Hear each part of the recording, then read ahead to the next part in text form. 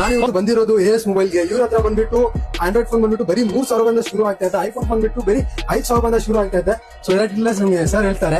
Sir ನೋಡಬಹುದು ನೀವು Redmi ದಲ್ಲಿ ಐಫೋನ್ ನಲ್ಲಿ ನಿಮ್ಗೆ 5,000 ರುಪೀಸ್ ಇಂದ ಐಫೋನ್ ಸ್ಟಾರ್ಟಿಂಗ್ ಇರುತ್ತೆ. ರೆಡ್ಮಿ ದಲ್ಲಿ 3,000 ಇಂದ ಸ್ಟಾರ್ಟಿಂಗ್ ಇರುತ್ತೆ. ನೀವು ನೋಡಬಹುದು ಎಲ್ಲ ಸ್ಟಾಕ್ ಐಫೋನ್ 11 ಇರುತ್ತೆ. 15,000 ರುಪೀಸ್ ಯಾವ್ದು ಕಲರ್ ತಗೊಳ್ಳಿ.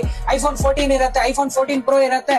ಐಫೋನ್ ಅಲ್ಲಿ ಪ್ರೀಮಿಯಂ ಮಾಡೆಲ್ಸ್ ಐಫೋನ್ 16 ಪ್ರೋ ಇರುತ್ತೆ. 256GB 95 ಬ್ಯಾಟರಿ ಇರುತ್ತೆ. ಇದನ್ನು ಜೆನ್ಯೂನ್ ಇರುತ್ತೆ.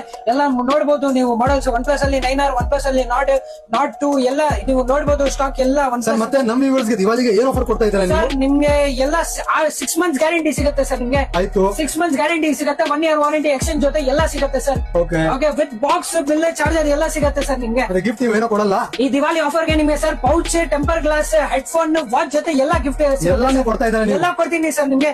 ನೀವು 3,000 ಫೋನ್ ತಗೊಳ್ಳಿ, 10,000 ಫೋನ್ ತಗೊಳ್ಳಿ, ಎಲ್ಲ ಎಲ್ರಿಗೂ ಕೊಡ್ತೀರಾ ನೀವು? ಎಲ್ರಿಗೂ ಕೊಡ್ತೀನಿ. ನೋಡಿ ನಿಮ್ಗೆ S23 ಅಲ್ಟ್ರಾ